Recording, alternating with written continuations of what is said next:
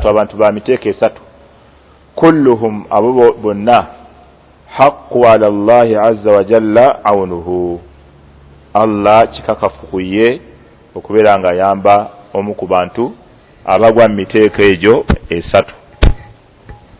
N'agamba asooka almujahidu fi sabilillah omuntu ali mu kkubo lya Allah subhanahu wa ta'ala.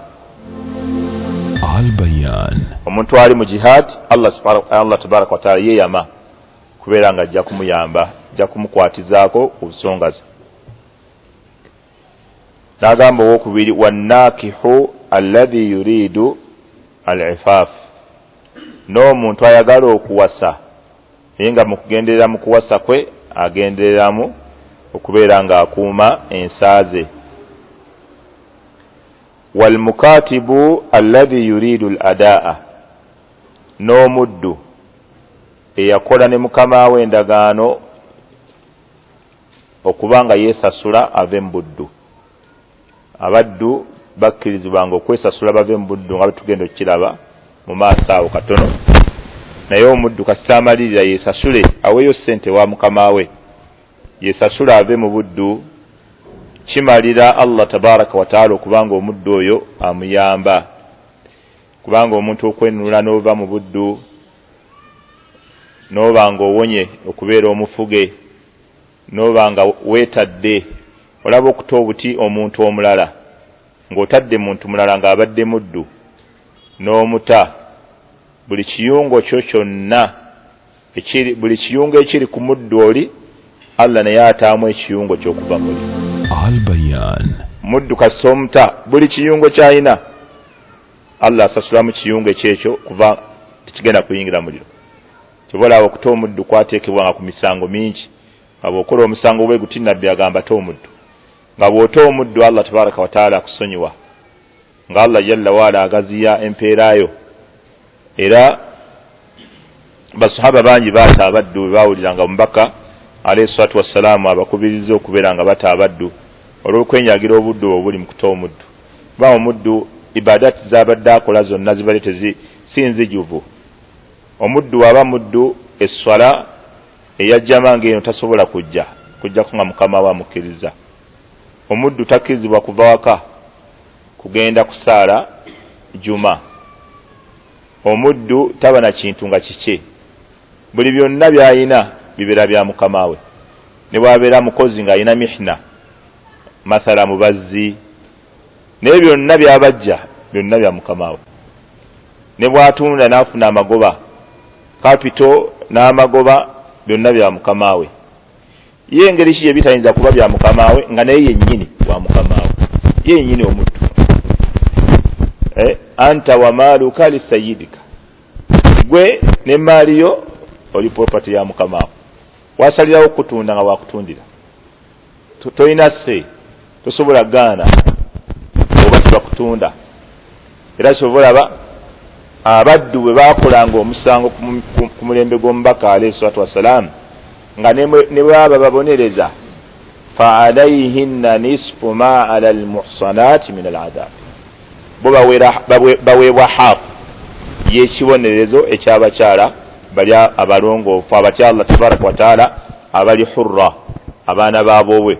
Omukyalo omulongoofu masala bw'abanga yagudde mu bwenzi bw'aba mufumbo nga bw'aba tanafumbirwangako bamukuba embooko 100. Ate bw'aba muddu bakola haafu baba muzaana. Kati ya omuddu babanga abantu ba wansi nnyo, babanga abantu aba wansi nnyo.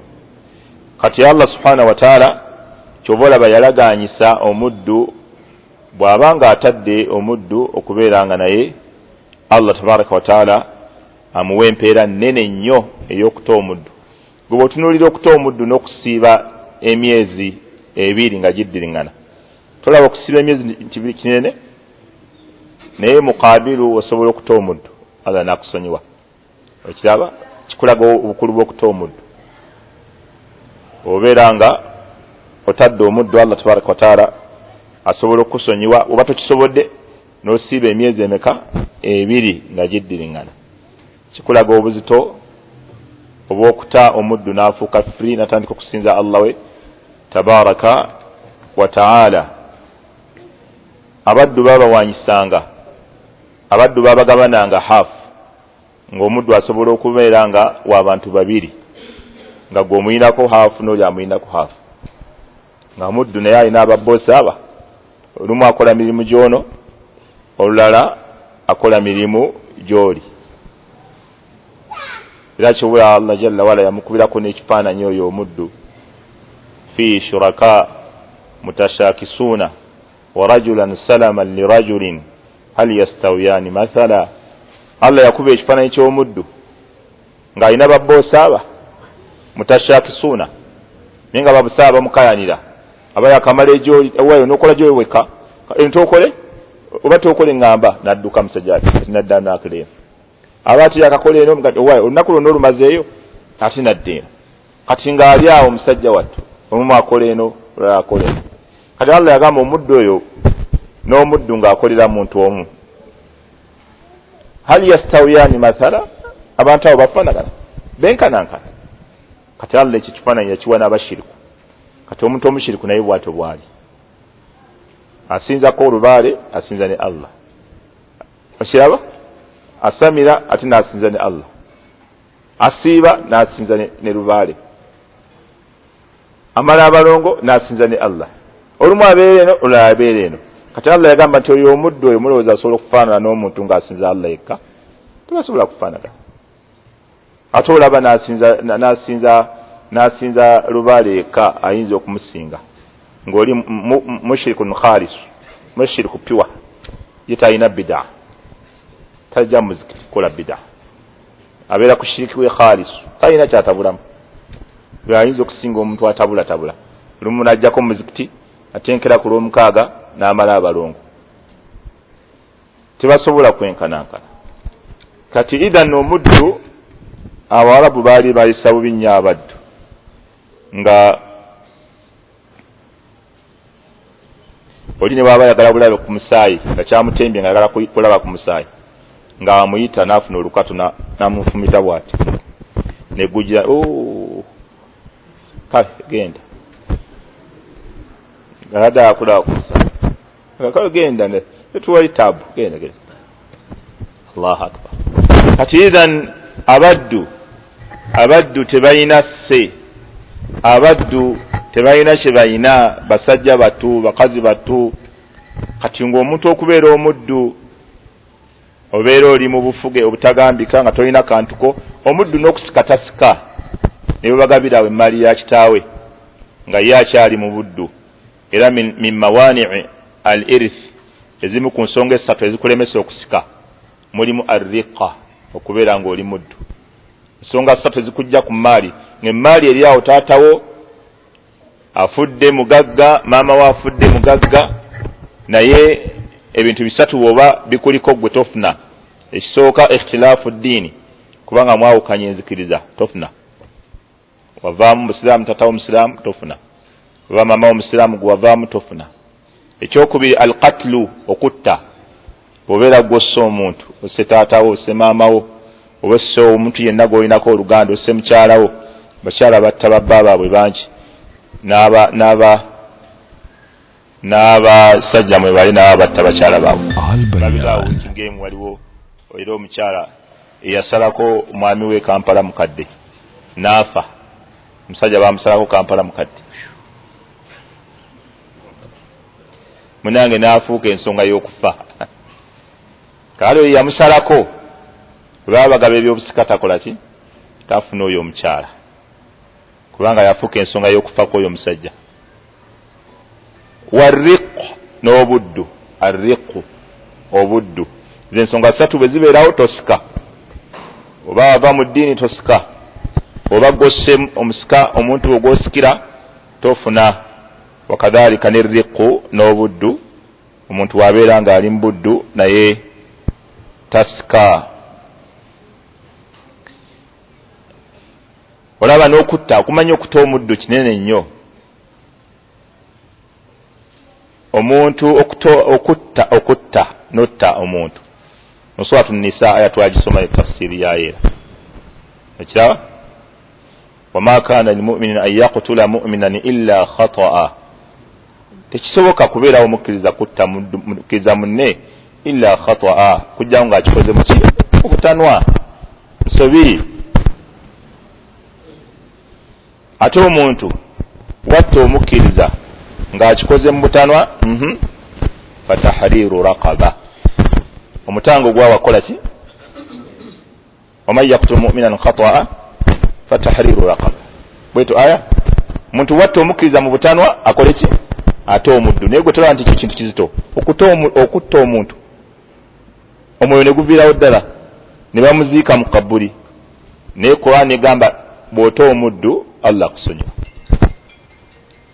tokiraba nti kinene okuta omuddu kigambo kinene ossa omuntu taamu omuddu Allah akusonyiwa kati okuta omuddu oli bw'asalawo ate yeete n'agamba nze ngenda kwesasula nejje mu buddu oyo Allah tabaraka wa taala amuyambako kati Allah subhanahu wa taala nti waliyasta'fifi besemwensa alladhina la yajiduna nikaha aba batannafuna busobozi buwoowa hatta yughniyahumullahu min fadlihi okutuusa Allah subhanahu wa taala lwana abagaggawaza mu birungi bye oba okutuusa Allah lwana abamalira abamanyi bagamba Allah tabaraka wa taala okubagaggawaza mu birungi bye kitegeeza okubeera nga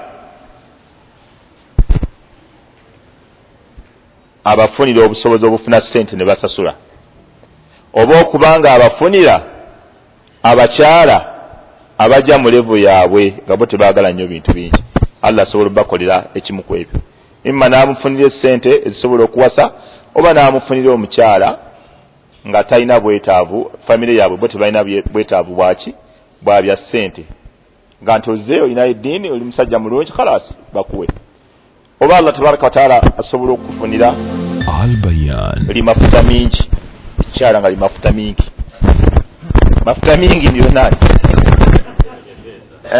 mwenye pesa naam huyo anasema mwenye pesa ayinza okufunira ekyala limafuta mingi nga nno munnaye ddyo likwagala nga bw'oli erikuyiwamu obusaati obugatto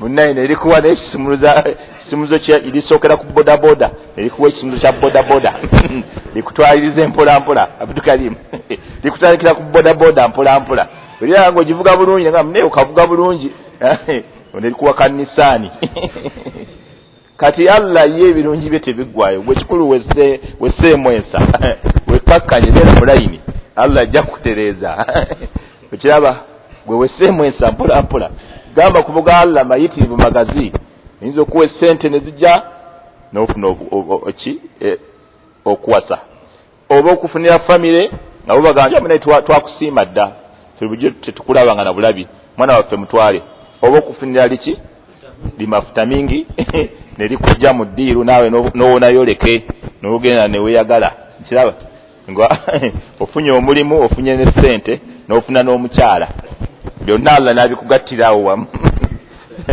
okiraba bwe tulaba nabbi Musa bwe yagenda eri Madiyana yadda buzzi wabbali naga rabbi bima anzalta ilayya min khairin faqir ay Allah nze ndi mwavu aweddeyo sikyalina wenzirukira nekyo nanga kyompadde kyentambula nakyo fajaatu ihdahuma tamshi ala istihya okukakana nga omuwala omutakomyewo namuga inna abi yad'uka liyajziyaka ajra ma saqaita lana tasa nakuyita akusasula empeera ey'okutunyweseza yali amaze okukavaamu yafuna ebintu bisatu yafuna obuddamu n'afunawo okusula n'afuna omulimu n'afuna n'omukyala kudduwa eyo yokka okiraba n'agenda ne bitereera kati ida bweseemwensa nga nabbi Musa alayhi salatu wassalaamu bwe yakola. This is Al-Bayan. Na busobozi buwasa mweseemwensa okutuusa Allah tabaraka wa taala lwana abamalira mu birungi bye okutuusa Allah lwana abagaggawaza olw'okuba gina teri ku ssente zokka gina etambulira ku bintu bingi. Walladhina yabtaguna alkitaba kati Allah abatuuseeko bwe tubali twogerako walladhina yabtaguna alkitaba nabo abaddu abaagala okwesasula mu bakama baabwe walladhina yabtaguna alkitaba mimma malakat aymanukum mwabo bejiba gifuga emikono gyammwe ejaddo fakatibuhum mukkirize okwesasula kwabwe okuva mu buddu mukkirize okwesasula kwabwe bwe baba baagala okuva mu buddu.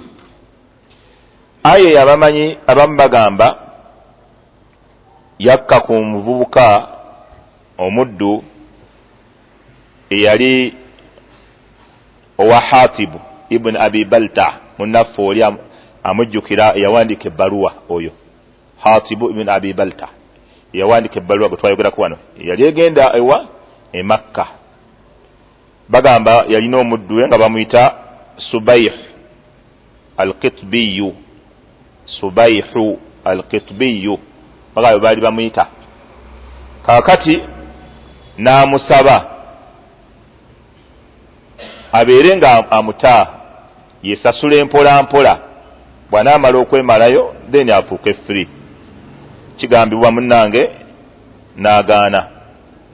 Abandi bagamba yali muvuka baali bamuyita yali gulaamu li Huwaytibi bun Abdul Uzza yuqaalu lahu Subhu wa qila Subayhu talaba mawlahu yasaba mukama we ayukatibahu bawandike naye endagaano amute yesasule fa aba n'agaana.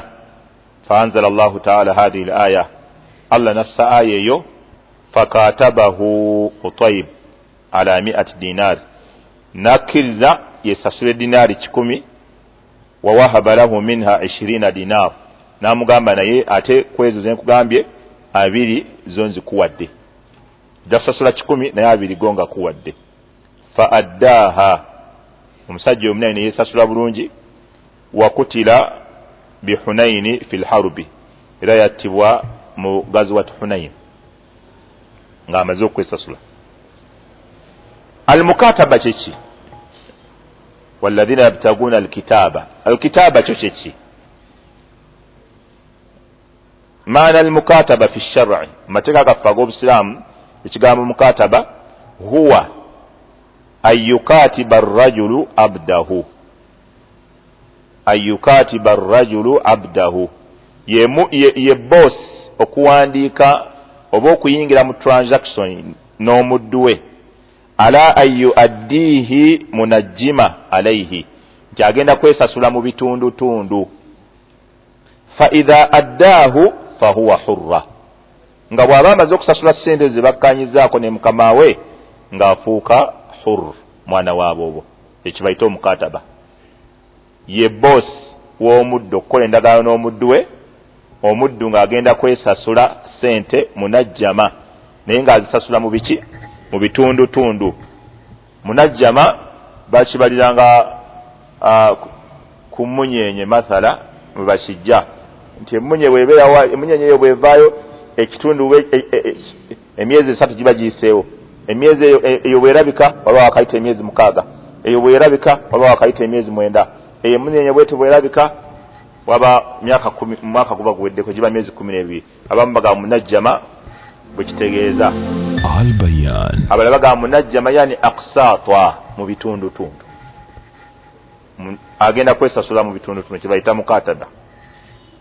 Kati Allah subhanahu wa ta'ala era oko yo transaction amanyi bagiteekamu emiteeko ebiri okubeera nga ayatulubuha al-abd wa yujibahu sayyid omuddu okubanga yeye yeesabidde bwe muteeko okusooka ng'omuddu ye yeesabidde bossi we namugamba mukama wange nkusaba obeere nga okola ki ayatulubahu al-abdu wa yujibahu as-sayyid oba ayatulubaha al-abdu wa ya'abaha as-sayyid oba omuddu okugisaba omwami bossi n'agaana miteeko ebiri. Idhan Allah subhanahu wa ta'ala yagamba fakatibuhum in alimtum fihim khayra. Allah subhanahu wa ta'ala agamba bw'abeera ng'omu ku baddu bammwe asabye okubeera nga yeesasula okuva mu buddu fakatibuhum mubawandiikire amakulu mukkirize okukola ki okusaba okwenunulwa kwabwe in alimtum fihim khaira ekigambo bwe muba mumaze okubalabamu akalungi akabamanyi baakawukanako kalungi kike yali ategeeza Allah kasa mubalabamu akalungi in alimtum fihim khaira kasa mubalabamu akalungi mumute agende abavunuza abasooka ne bagamba akalungi wano Allah ke yali ategeeza al amana wa diyana okubeera nga mwesigwa munnaddiini kasomolaba muntu mulungi alina eddiini mute abantu ne bagamba nti almaalu okubeera nga alina ssente abamanyi abangi abasinga bakigoba ne bagamba ekyo Allah tasobola kubanga kyali ategeeza kubanga omuddu naye yennyini ssente kale ate okuba ssente nga zirina ssente ne bagamba amakulu gaba tegaliiyo bulungi so ne bagamba abasooka al amanatu wa diyana oba addiini wal amana abalala ne bagamba ekyo kyayogerwa imaamu al hasan al basri wa nakhai wakala maliku imaamu maliki yagamba huwa al quwwatu ala al iktisabi wal ada kwe kubanga alina amaanyi asobola okupakasa asobola n'okusasula makulu kasita omulaba ebyo ebitenda abiina alina amaanyi asobola okubeera nga asasula n'okupakasa naye kati ishikaali wejjira bw'aba atabadde muwala atasobola kupakasa ekiraba idhan abala ne bagamba alimuhimu ekyo ekigambo bakyogera addiini wal amaana eddiini n'obwesigwa kyekisooka ne bagamba imma almaalu okubanga olaba ajja kufuna ssente oba ekyokusatu alquwwatu ala al-iktisabi wal ada okubanga alina amaanyi era asobola okukola ki okupakasa ate imaamu laythi wa huwa qawlu shafi'i bo bagamba iqamatu salati wal khair kasita omulaba nga musaaze ng'alimu n'obulungi omanyanga bumanya nti oyo mute ajja kusasula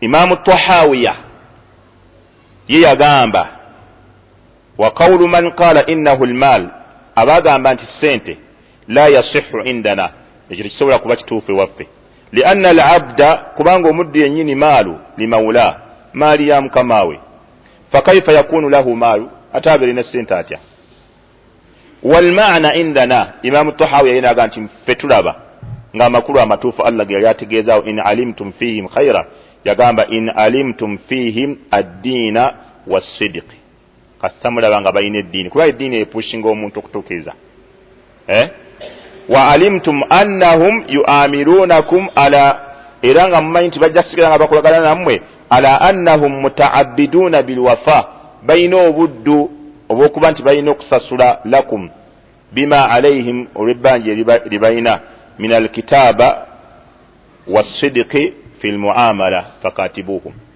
almuhimu الصدق والأمانة الديانة والأمانة والصدق بيكونغانيا ekigambo ekyo kasambalaba nga limu eddiini beesigwa mubawandiikire endagaano babeere nga bakola ki batandika okwesasula okuva mu buddu kati ate abamanyi bayawukana ku kigambo ekigamba okutandika okumuwandiikira endagaano ono alina kubanga ddala alinamu akasente kwatandikira oba asobola okujja nankuba ekikopo okuyita kuba kikopo nammatiza nanyinyonyola obulungi nti ajja kukola ki ajja kusasula nentandika okumuwandiikira abagamba nti ne bwaba talinaawo kasente bagamba kyekituufu asobola okutandika kasita muyingira mu ndagaano bastadalla ne hadisi ya ummul mu'minina hadisi eri mu sahih bukhari ne mu sahih muslim jaat bariratun oyo mukyala ayitibwa barira yajja eri aisha radiyallahu anha mukyala wa nabbi faqalat namugamba inni katabtu ahli nze nakoze eki olwaba yakoze eki katabtu ahli mukataba nababudde kitegeeza olwaba yakoze eki Al-Bayan. Nayingidde mu ndagaano ne bakama bange. Twawandiise endagaano ne bakama bange. Ndagaano ki? Ala 9 ala 9 awaqi. Ngenda kubasasula awaqi 9. Fi kulli aami. Mu buli mwaka. Waqiya. Ngampayo waqiya emu. Tegera yali wakwesasulira emyaka emeka? 9 nga yesasula. N'agamba mama waffe Aisha, fa'inini nyambako onsasulireko. Tegera kya Busiraamu omuntu oba olina ebikutte okkirizibwa ogende wa muno n'omugamba munaye nsindikamu, munaye nkwatamu, munnange nziruukiriramu wakyaliwo ebinkutte kya Busiraamu. Ono omuzaana yajja ewa mama waffe Aisha radiyallahu anha n'amugamba munaye maama nyambako okusasula sente ezo. فقالت عائشة ماما عائشة شابا مغامبا إني أحب أهلك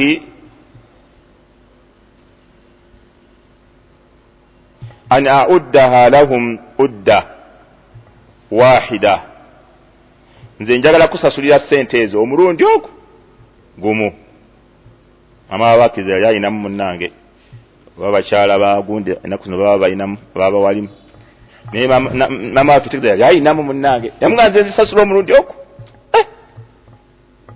obukadde 9 mulundi gumu nti ye mulundi ogwo si bya myaka.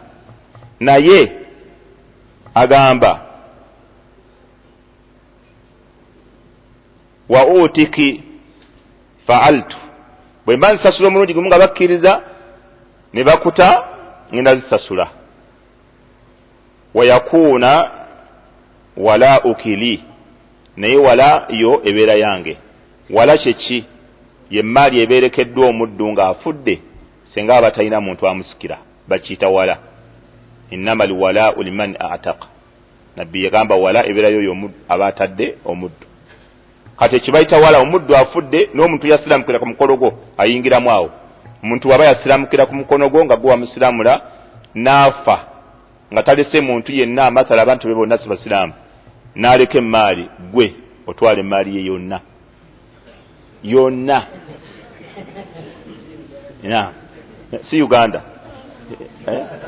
yasiramukira ku mukono gwo n'afa nga talina bantu be bamusikira, emaali ye yonna ebeera yo gwe. Allah gwe yayisizaako okusiramuka kwe. Kati Nabbi sallallahu alaihi wasallam amugamba bw'oba abantu bogendo bagambe nze ndirwedde okubasasula essente njazisasula n'omulundi ogwo gumu ne bakute, naye nga bw'oba ofudde byolese biba byange. Bw'aba azadde abo biba by'abaana be, naye nkesi nga tazadde afudde talina, kubanga abantu abamu baatanga abaddu ng'abaddu bakaddiye nga takyasobola kuzaala. Kati oluusi n'afa nga tazadde, naye bw'aba azadde bibeera by'abaana be. Kati bw'aba tazadde Aisha amugamba olwo bijja kubeera byange. Ati no yalina kinayo bw'olowooza kuba ajjukira azze mukazi wattu ayagala kukola ki? Kumuyamba, kumusasulira talina. Naye Aisha amugamba nange oba ofudde byobolese biba byange. Kati bw'agenda omukyala fadhabat ila ahliha, n'agenda n'akinyonyola abantu be ti mama mukyala wa Nabbi ayirudde okunsasulira, naye bannange bwe mba nfudde ye jjukira y'abantadde yansasulidde, bwe mba nfudde byendese bibeera bibye. Bakola ki? Fa abau dhalika alaiha, ne bagamba ekyo tekiriyo, ekyo tekikola wa ne wasula kikola walala ne bakigaana ne bamugamba ebyo tebisoboka byoyogera. Faqalat, omukyalo oyo n'agamba inni kad aghadtu dhalika alaihim fa abau. Yakomayo wa mama waffe n'amugamba munnaye nakibagambye ekyo naye bakikoze eki? Bakigaanyi. Illa an yakuna alwala'u lahum, nti bwe mba nfudde bye mba ndese bibeera byabwe. Fasami'a dhalika rasulullah sallallahu alaihi wasallam, Nabbi n'akiwulira.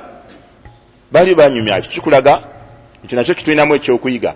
Aisha radiyallahu anha yali ayogeraganya ne Barira nga Nabbi awulira, mundi ogwasooka tanyega n'agenda n'akomawo tanyega. Omusajja osobola okubeera wakaawo mukyalawo ng'alina wayogerako naye mukyala munne, naye si buli kimu nti okiyingirira. werekeremu banyumya bya nakati ne dodo ndeete ki leka kuvaayo mangu amulete nakati senna twakuwa dodo wano ya akhi gwe sokolekeye ofisi y'abakyala etambule balina batambuza ensonga zaabwe dodo nakati biriŋŋanya ekagamba amadija no yagenda kutufera namuwadde sente za mbuzi mpulira ayogera ku dodo gwayogerako ndiirwa nva ndiirwa za kwongera ziyaada niyo wulira mpulira otumyatumya dodo sokojje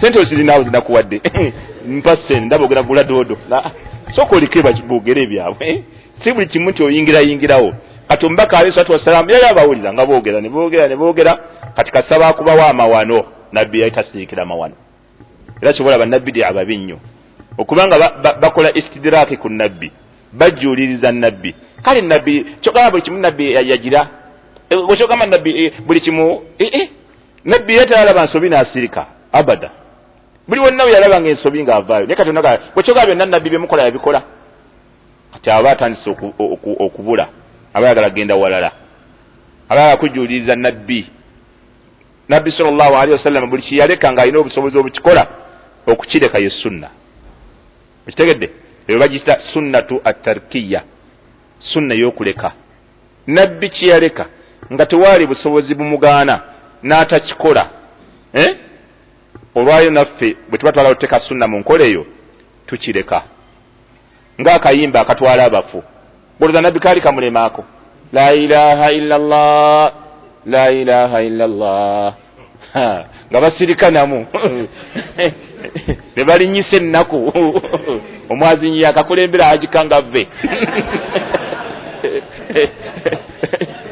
bafulumya maiti babuza omwazini aluwa atandike gundi bagiyitani adda mu musiitu amugana mugiyita mutya tahaliri omwazinyi aluwa leete tahaliri bamunoonya gyali bitooka eyo yanguulete tahaliri bagenda kufulumya maiti n'agikooka la ilaha illallah la ilaha illallah kakati ekyo nabbi yali akisobola namwe mutuleke ogako nabbi kaali kamulemaako ga Bilaali kakooke kati nabbi okutaleeta tahaliri ng'atwala omufu sunna bwe tuba twagala okumugoberera naffe tetuleeta tahaliri tulina kukola nga bwe yakola wamugamba ekyo kibi okukola tahaliri mbi naffe tutugambe tahaliri mbi naye tugireetera mu kifo nabbi watagireetera yatusinga okumanya Allah yatusinga okutya Allah yatutegeerera eddiini so si ffe tumutegeerera eddiini ya ayuha alladhina amanu la tuqaddimu bayna yaday llahi wa rasuli abange mwabakiriza Allah temumubeera mu maaso na mubaka Allah waba teyagiragira nabbi kuleeta tahaliri gwe n'ogireeta oba bali mu maaso oba oyagala bagoberere kati nammwe mulaba tahaliri nedda ng'okooka ng'abantu bonna bamanyi sunna bakusekerera paka omusajja oyo alina emputtu bannaake nabbi yagana okuleeta tahaliri n'atagyogera naye yagireeta pani lwaki oleeta emputtu mu ddiini idhan kati nabbi sallallahu alaihi wasallama Baliira akomyewo alipootinga amugamba abantu bange ngenze ne mbagamba nti sente ogenda zisasula omulundi gumu bante naye wala ebeera yaabwe ne bagaana omubaka alayhi salatu wassalamu n'akiwulira agamba fasamia bidhalika rasulullah sallallahu alaihi wasallam nabbi n'akiwulira fasaalani nambuuza Aisha ki ekigenda mu maaso bagambye batya mubadde kuki bagambye batya kati agamba Aisha fa akhbartuhu nemuwulira nti Baliira azze wano ngayagala kwesasula nemugange namusasulira naye bakama be bagambye bw'aba afudde emmaali eba yaabwe kati omubaka alayhi salatu wassalamu faqaala omubaka teyali mubi munnange yagamba khudhiha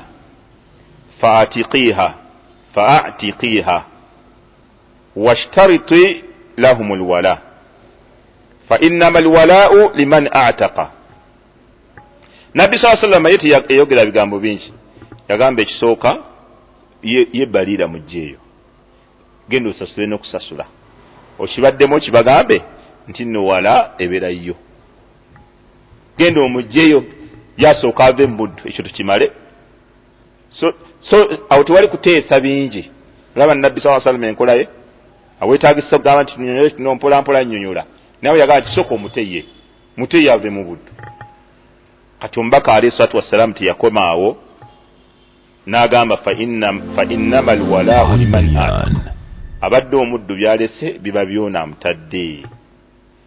Qalat Aisha agamba faqama Rasulullah sallallahu alaihi wasallam fi nnas, nabi natakomawo n'agenda mu bantu, fahamida Allah, n'atendereza Allah, wa athna alayhi, n'amusuuta mu bufunze gamba n'aleeta omuqaddima, thumma qala amma ba'du, byema n'agamba nti ebyo nanga biwedde.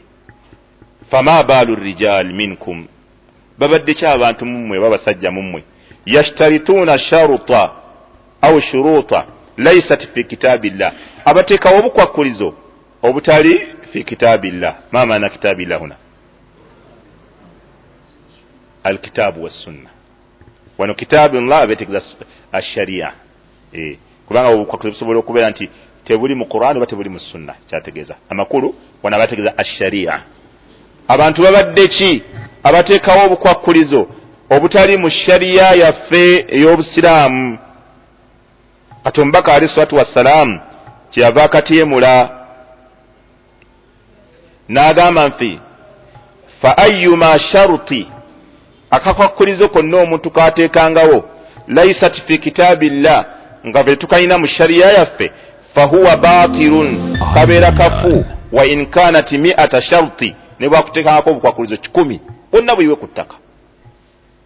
Mwana wange bwe muba mujjanga ani mujjanga ne kasuze katya, kasuze katya, okay. Mwana wange bwe muba mujjanga ne engundi ey'ebitanga, endiga ey'ekiremba, endiga ey'ekiremba mugimanyi, mujja mugisibyemu oluyina buwande, ng'ayiwawo obukwakulizo bwonna nga bumalayo nga bukoona 100. ng'omugamba alhamdulillah wassalatu wassalamu ala rasulillah amma ba'du, muzeeyo obukwakulizo bwonna tubuulidde naye tetugenda tutuukirizaako n'akamu. Mwavudde wammwe ani yabalezi? Wano munaawasaawo nno mulowooza tujja kuwasaawo muzeeyi kuba tuli basiraamu. Obukwakulizo bwa muzeeyi bwonna 100 ku ttaka, bwabadde bonna buyiyeewo, obulala singa yabuleese, obulala bwakkojja, obulala maama muto, bonna beegasigase, buli omu aleetayo akakwakulizo. Ate mutuuka wano munnange mulina okukakasa nti abajjajja nabo bajja kubasiima, so mujja kugendako ku bijja tukakase nti bajjajja babasiimye. Abajjajja batusiimye. Kati nga weewuunya ebintu bye boogera, obukwakulizo obwo bonna. Omukyala wano ewaffe munnange bw'afiirwa Sezaara bw'ajja wano tomunona, bw'oba omunona amala kumalawo ennaku 40 ng'akungubaga. Ate bw'oba ojja okumunona ojja n'embuzi otyo, ate bw'oba ojja okumunona ojja n'olugoye otyo, ate bwe mutuuka wano gw'oyambala olugoye lwe ye n'ayambala olulwo, ate ye n'atuula ku ntebe gwe n'otuula wansi. Tewabiwulira mu Busoga biwamma babitugamba eyo mu Busoga, batugamba nti bw'ogenda okunona mukyalawo nga yafiirwa taata we, omunona wayise ennaku 40, ennaku 40 n'ogenda n'omunona, ate olina ogenda n'embuzi, ate olina ogenda n'olugoye olupya, ate bw'otuuka wali ye n'omuwa ekkanzu yo n'ayambala ekkanzu yo, gwe ne weesiba eggomesi n'owogola obula obuwangwa butamiiza obanga aliko enguuli. Abantu bonna bya buwangwa babanga banywa omwenge, babanga batamiivu abawedde emirimu. Munaye nga bw'otuuka wali ng'ate omukyala ng'atuula ali ku katebe ng'agikka nga bwe bwatudde, ng'omwami afukamira wano wansi, namwe munaye Mama Dija nkunonye nkuzzeeyo nga mwalaba okufiirwa. Allahu akbaru. Bannange ky'oba olaba omuntu bw'agenda mu mandwa aba awedde tasigalamu kantu konna okuggyako Allah kye yayogera, qul afa ghayra Allahi ta'muruni a'budu ayyuha aljahilun. Ula Allah babayita ebitali Allah bye mundagira nsinze mmwe bagundi mmwe mmwe bagundi mmwe Allah nabayita bagundi mmwe ayyuha aljahilun. Aba abantu abo babinyo bannange. Kati obukwakulizo n'obulala bungi babuyina wano Abaganda byonna babikola. Kati obukwakulizo obwo obuwulira mu maka bw'oba oli mugumu wasa obalekerewo ekiwandiiko nti byo byonna tetugenda bireeta bye mugambye, naye ate n'omuwala tujja kumutwala Allah mutuwe mu baraka. Okiraba twagendeyo ku mukolo ogumu n'omusajja Allah omukyankalamu, omusajja oli bunnayi mukyankalamu, omusajja Sezaala yatugamba bana abawasa abavubuka omuvubuka wasa yakkaanya ne Sezaala n'abawaka ne bagamba kati soke tumalirize buno obugole obusaamusaamu kati ndeni mujja kudda mukole embaga kati omuvubuka n'agamba tujja kudda tukole embaga kakati ne Sezaala nenakkiriza ne tutwala ebintu byaffe tubiyingiza ne twamala n'okulya mukono ne gutambula kakati muzeeyi ne bamuwayogereyo ow'essayidi eri n'atubulyayo ebigambo bye n'agamba bannange bakulu bannange muwulidde abakulu abatabani tubawadde omwana bagende naye bajja kudda bakole omukolo kati muna musaayi twagala naye mukyankala n'ayimuka naye n'agamba alhamdulillah wassalatu wassalamu ala rasulillah sallallahu alaihi wasallam bannange muzeeyi mwebale kutukaribisa byonna tubisiimye byemutuwadde naffe ebyaffe tubireese biri awo mu motoka byali nno bingi ddala tubibawadde naye tetugenda kudda tewali mukolo bannayo oli omusajja mukyakalamu yagala tetugenda kudda tewali mukolo Allahu akbar kati Sheikh Saleh Munabugere yaŋŋamba nabanga ate ekyo kitono kyakoze tulina ne twali naye ewalala omwogezi n'atugamba tuleete kaasuze katya kati omusajja n'ayimuka n'agamba musebo mukadde waffe atuzaala tugenda kujja naye tetugenda kuleeta kaasuze katya Sheikh ngamba omukolo oguba gugweredde ddala kati omwogezi ng'abasiibula n'abagamba kati tubatadde tulinze olunaku lwe munadda naye bwe muba mudda omusajja oyo temuddanga naye omusajja naye n'ayimuka n'agamba alhamdulillah wassalatu wassalamu ala rasulillahi sallallahu alaihi wasallam bakadde baffe tubeebazizza byonna bye mutukoledde era tuli basiimu n'okutuwa omuwala ono munnaddiini tubakakasa tugenda kudda nange ngenda kuddirako naye kaasuze kata era tetugenda muleeta kakati oyo omusajja mukyankalamu oyo omusajja mukyankalamu nnyo abo mubeeyazikangako nga mugenda okuwasa akugirawo ekikulemedde okwogera yesu yakikubyewo dda bano baali bali mukwebuzaabuza kale ebintu bye tuleese olowooza tunadda bayinza obutadda abalala bajja kudda abalala tetujja kudda nedda baleese ebintu bingi tebajja kudda ate abantu baba bakyali mbwamu obwo ye n'agamba bannaye tetujja kudda teri mukolo bikomye wano ekyo kigambo kyasembyayo yagamba bikomye wano taata yatutunuulira bwati taata n'asirika teyaddamu kwogera kigambo netusiibula netwavaawo mangu ne Hasani wange oyo nengaba nebinadira tetujja bisobola tuve wano omugole munaye bamugjayo nakati tebaddangayo ati abantu bwe bato munnange mu abatiitizi mubafunanga mumanyi oyo omusajja nekyabeera manyiyo oba omwagala nze mpitaamu gya mukutuusaako naye oli omusajja mmekete kati nabbi sallallahu alaihi wa alihi wasallama yagamba ono Aisha nti genda omugjeyo obagambe nti wala iyo n'agamba abantu babadde ki n'agenda mu bantu n'agamba abasajja mumwe babadde ki abateekawo obukwakkulizo obutali mu kitabo kya Allah amakulu mu shariya nabbi n'agamba obukwakkulizo oli bw'ateekawo obukwakkulizo ne bubeera 10 bwe bubeera tebuli mu shariya fahuwa batil bubeera buki bubeera bufu nabbi sallallahu alaihi wasallam n'abyongerako n'agamba wa inkana 100 sharti ne bubeera obukwakkulizo 10 faqadaa'u llahi ahaqqu okulamula kwa Allah kwe kukakafu okuteekebwa mu nkola n'agamba wa shartu llahi awthaq ate obukwakkulizo bwa Allah bwe bunywevu ennyo bwe butuukirizibwa Allah akakulizo kataddewo ke kakulu n'agamba ma baalu rijali minkum yaquluna ma baalu rijalu minkum yaqul babadde ki abantu mummwe omuntu ayinza ate okugamba yakulu ahaduhum omumwe ayinza ate okugamba atiku ya fulanu waliya liwala mbugundi to omuddu naye ate wala yange nabbi agiyita tanakud biba bikondagala omuntu ayinza okukatyemula mummwe naye kale omuddu nkukiriza mute naye ate byabalese bibaki biba byange omukyala mukkiriza muwase naye ate abala bazaala baba bange nabbi agamba omuntu ayogera ati ebintu ebifanagala kuba ebityo bwe yamala alayhi salatu wassalam n'agamba innama liwalaa'u liman a'taqa wala omuddu byalese bibera byo yamukoze eki amutadde. Kati Allah subhanahu wa ta'ala agamba bwe baba abazaana bammwe abaddu bammwe mubalabyemu eddiini n'okuba nti bajja kusobola okutuukiriza fakatibuhum mubawandiikire mubakkirize beesasule in alimtum fihim khayra singa mubabalabyemu akalungi ketwogedde wa atuuhum min maali llahi alladhi ataakum era mubawe ne ku ssente za Allah ze yabawa. Makulu osobola okuba nti omuwaayo ali mu process y'okwesasula naye ate era n'obaako k'omuwaayo. Abalala ne bagamba nti kino wa atuuhum min maali llahi alladhi ataakum kibeerawo ku nkomerero abaabuzayo akabanja katonotono n'omugamba ako kale kakole ki kaleke nkakusonyiye mubawe ku mali ya Allah tabaraka wa taala yabawa. Wala tukrihu fatayatikum ala albighai temugezanga ne mukaka abazaana bammwe okugenda okukola ebikolwa ebyobuwemu ebyobwenzi.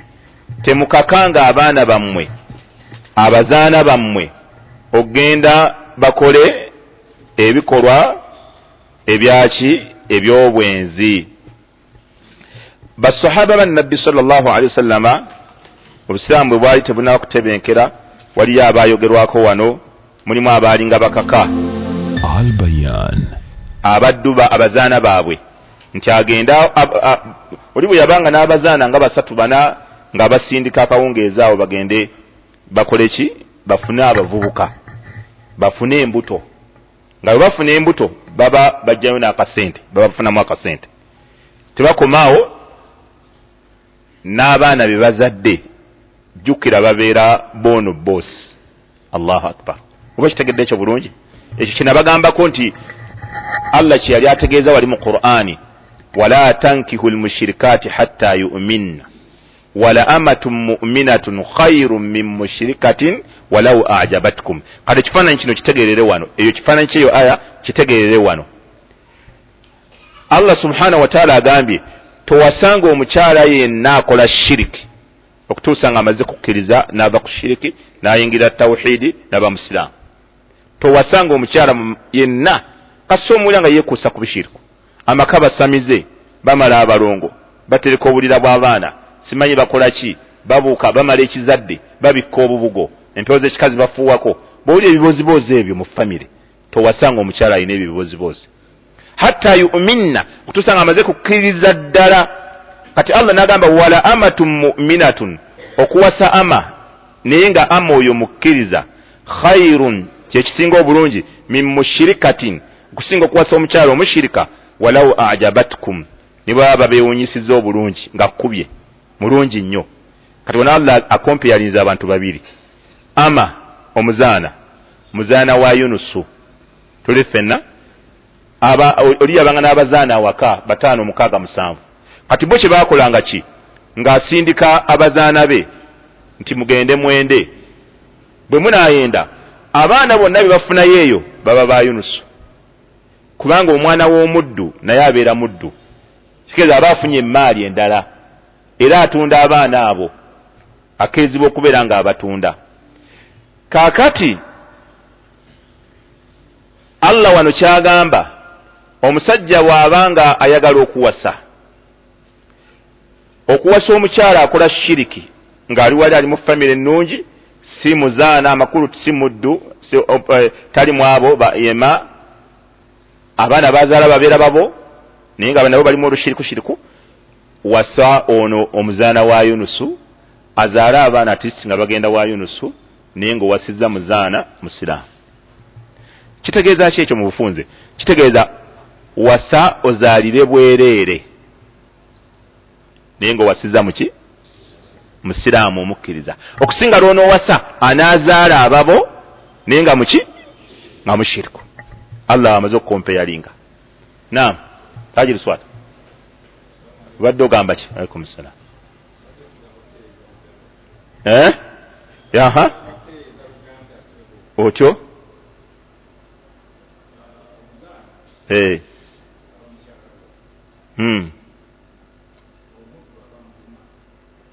omuddu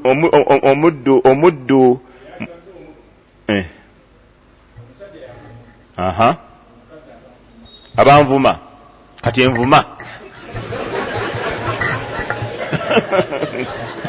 ate ekyo nakyo tekirweko envuma okitegeera at least wasaki envuma ye opposite y'omuddu wasa envuma oba ekuvuma ekuvume naye nga kiki nga si mushirika okitegeera nga si muki si mushirika. Kakati wano kye baakolanga wala tukrihu fatayatikum temukakanga envuma zammwe okiraba alal bighai ogenda okukola obwamalaaya in aradina tahassuna singa ziba zisazeewo okwekuuma singa asazeewo okwekuuma abeere munnaddiini tajja kukola bwamalaaya tomukaka kugenda kukola ebyo agadde kubeera mukyala mulongoofu mutya Allah wano bwe yayogera bagamba ruwiya an Jabir ibn Abdillah wa ibn Abbas abamanyi bakyogera nti kiva ku ibn Abbas ne Jabir ibn Abdillah anna hadhihi al-aya nga bagamba nti aya eno nazalat fi Abdillah ibn Ubayy yaka ku musajja bali bamuyita Abdullah ibn Ubayy wa kanat lahu jariyatani yayina abawala babiri envuma okitegedde ihdahuma ng'emukuzo tusamma Muadha erinnya lyayo bali bamuyita Muadha wal ukhra omulala bali bamuyita Musaykatu Muadha ne Musayka wa kana yukrihuhuma yalinga abakaka abasindika ala zina bagenda akawungezi bakole obwenzi wayadhribuhuma alayhi ibtigha ngera bakuba n'ekibooko bwolemerawo ibtigha al ajr ng'anoonya kubafunamu kasente wa kasba alwaladi n'okubapa kasaamu abaana fashakata dhalika ila nabiyyi sallallahu alaihi wasallam abawala abo ne bagaba beekubira enduulu ew'omutanda mbaka fanazalatil aya nekka wa fi man fa'ala fi'lahu era yakka ng'etegeezingiramu bonna abaali bakola ekikolwa ekyo minal munafiqiina mu bannanfuusi wa mu'adhatu hadhihi mu'adha oyo gwe boogerakaawo ummu khawala allati jadalat an-nabiyya fi zawjiha yali azaala omukyalo oli eyajja ewa nabbi nga complaininga qad sami'a Allahu qawla lati tujadiluka fi zawjiha oyo ono omukyala yali azaala oli eyajja ewa nabbi sallallahu alaihi wasallam. Kakati munnaye nabbi sallallahu alaihi wasallam bwe yawulira ebyo ayenekka wa fi sahih Muslim ate hadithi sahih Muslim an Jabiri eva ku Jabiri anna jariyata li Abdillah ibn Ubayy yoli yennyini nti waliwo envuma bayita envuma eya jariya eya Abdillah yukalu laha Musayka bali bamuyita Musayka naye agamba erinnya lye limu wa ukhra yukalu laha Umayma mulabali bamuyita Umayma fakana yukurihuma ala zina yali abakaka bagende bakola obwenzi fashakata dhalika ila nabii ne ba complaining ewa nabbi ne beemulugunya ewa nabbi fa anzala Allahu azza wa jalla wala tukrihu fatayatikum ala albigha Allah nassa aya eyo n'agamba timuddamu okubeeranga mukaka abaana bammwe abo ogenda okukola ebyobwenzi in aradina tahassuna bwe baba bagadde bo munnange okubeera nga beebeezaawo nga tebayenze batya Allah subhanahu wa ta'ala ng'ekyo mukikola nno ki ekibakozesa ekyo litabitagu arada alhayati dunya munoonyeemu ebintu ebyensi obuntu obutonotono obwensi waman yukrihun Allah agamba oyo yenna alikakibwa mu bawala abo ne bamukaka ne bakimukozesa ku mpaka fa inna Allaha min ba'di ikrahihinna ghafurur rahim mazima Allah subhanahu wa ta'ala oluvannyuma lw'okukakibwa kw'abaana abo bo tabavunaana kubanga Allah musonyi ate musaasizi.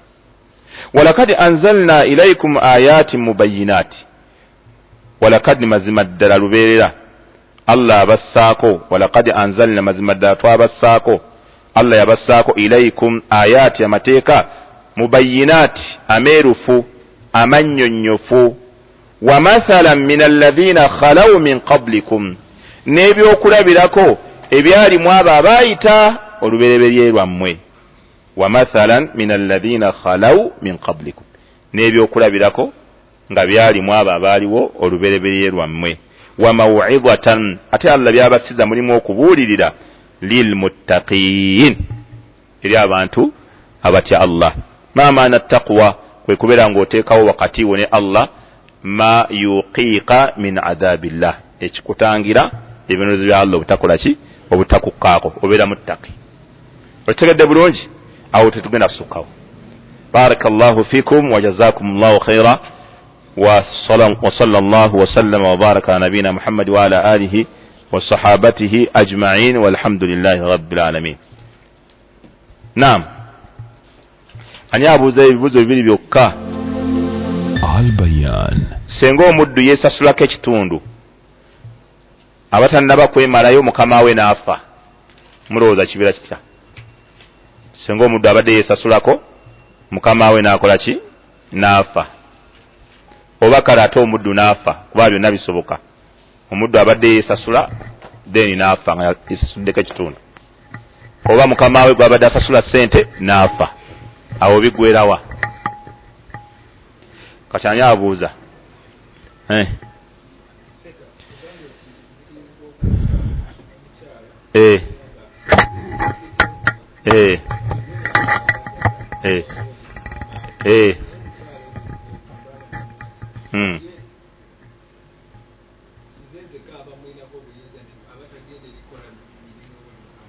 Aba mukyala wo ewa bosi we, omukyala oyo takkirizibwa kubeera na bosi we mu ddiini. Mu shariya takkirizibwa, kuba waabeerera ne bosi we agenda muta, aba alina okumuta. Takkirizibwa abeera wuwo, era baawe oyo bosi we yamukufumbiza. Akidu ngo waliyu bwakuwa bosi we yamukuwa, kuba mu shariya bwabeera naye biba bikyusa ate olwo. Emirimu gyonna akola eri wa bosi we, gwakulambulako bulambuzi. Emirimu emirala agikola wa bosi we, oli asigala ye bosi we. Enajja buno kulunona birabo n'addayo eri. Naam.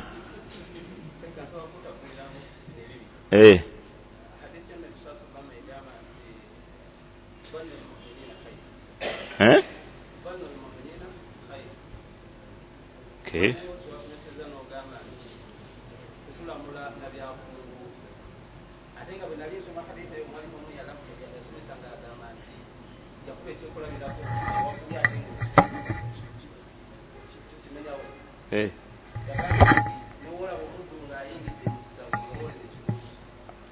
Ani yayogedde ekyo? Omulala talinze? Mbadde mmanyi nti nze adde nvuddeko olwo. Ekyo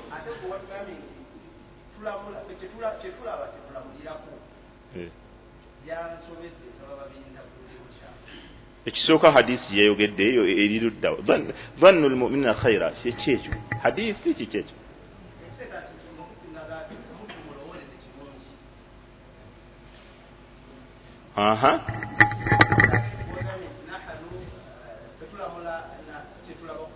Naam.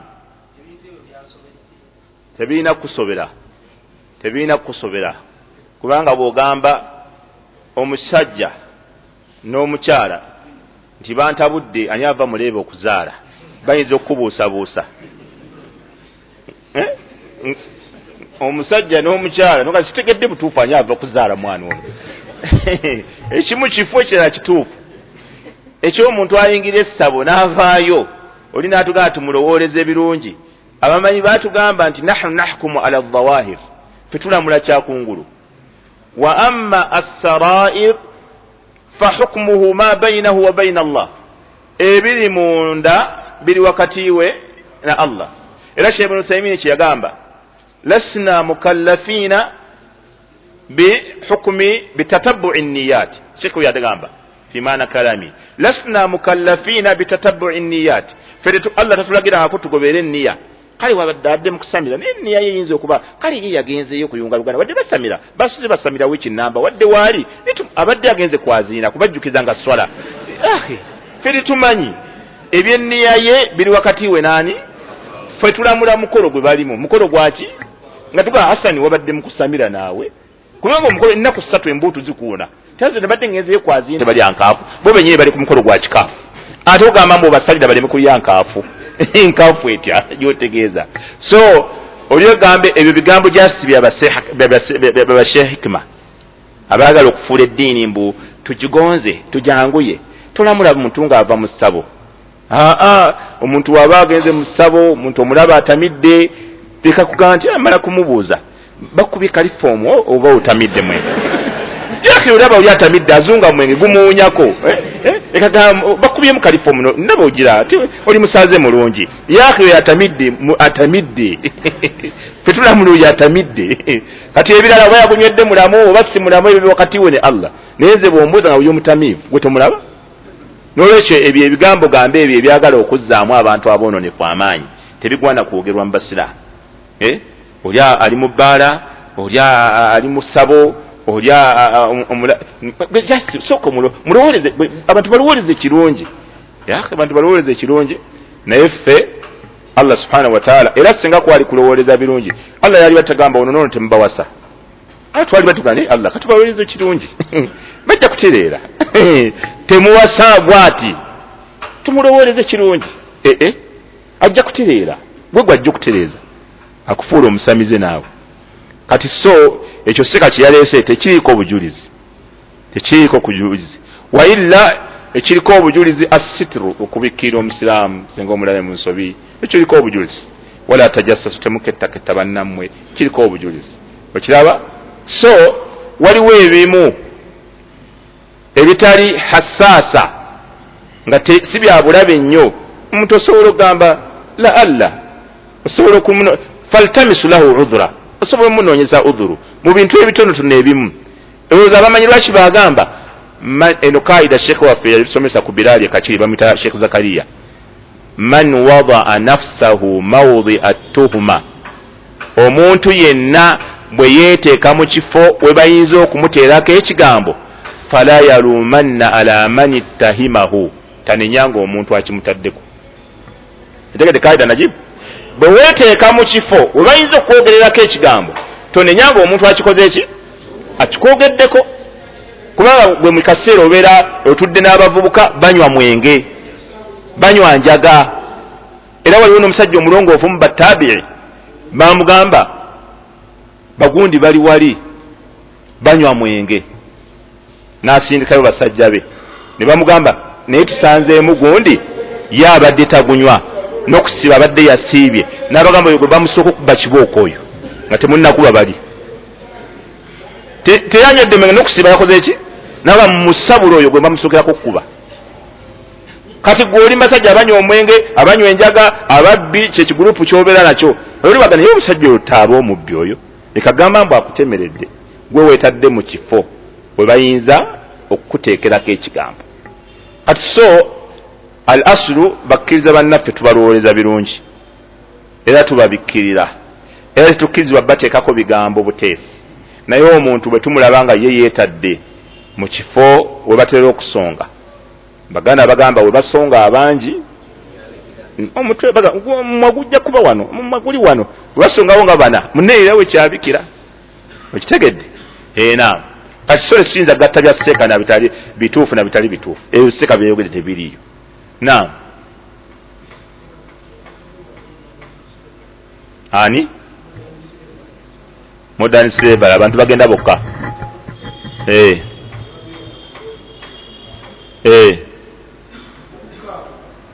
ekisooka obwo si buddu kisooka tukimala ekyo obwo si buddu kati obuuza ki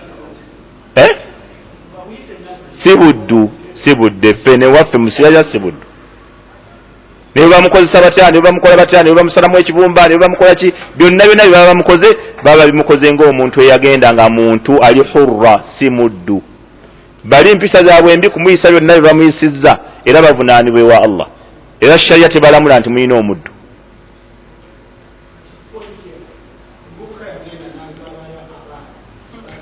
Ewa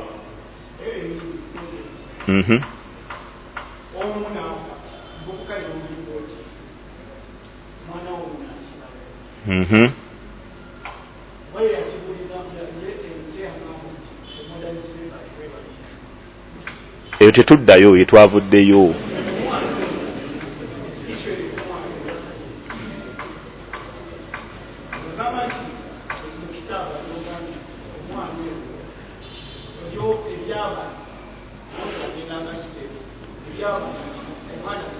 atera okujjako omuzinda. Tewali awo kibuuzaawo. Tewali buddu. Omwana we gyali amubanja shariya emugamba anoneyo omwana we, si muddu era talina kuwaayo na ssente kumugjayo, wabula bw'aba yazaala mukyala nga si muwoowe balina mumufunaana musango okwo.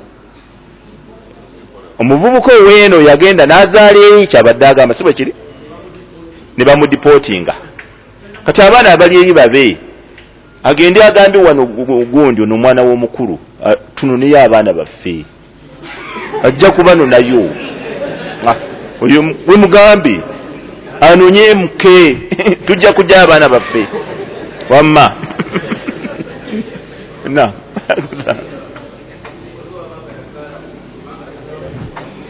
oli baba yazaala mu mukyala nga tannaba kufuuka mukyala we munvuma otyo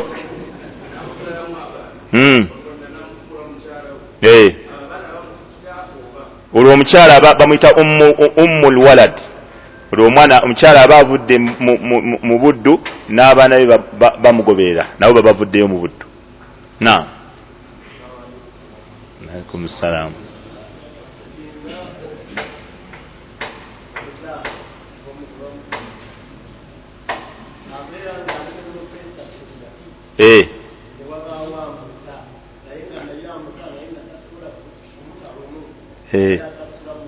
Bitundutundu. Naam.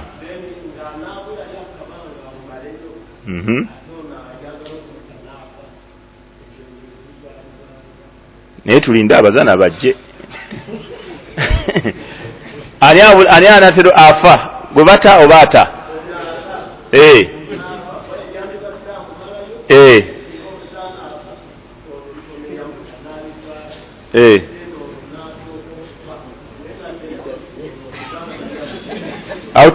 Awo tewali kubanga eshariya tekuwa kintu ng'ekiseera kyakyo tekinnatuuka. Obadde olinda kufuna bya busika bwe ate omusoose okufa.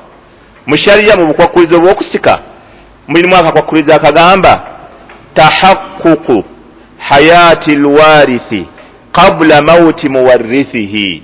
Bw'oba yala kusikira omuntu yenna tulina okukakasa nti gwe wabadde mulamu nga ye tannaba kufa. Otegedde?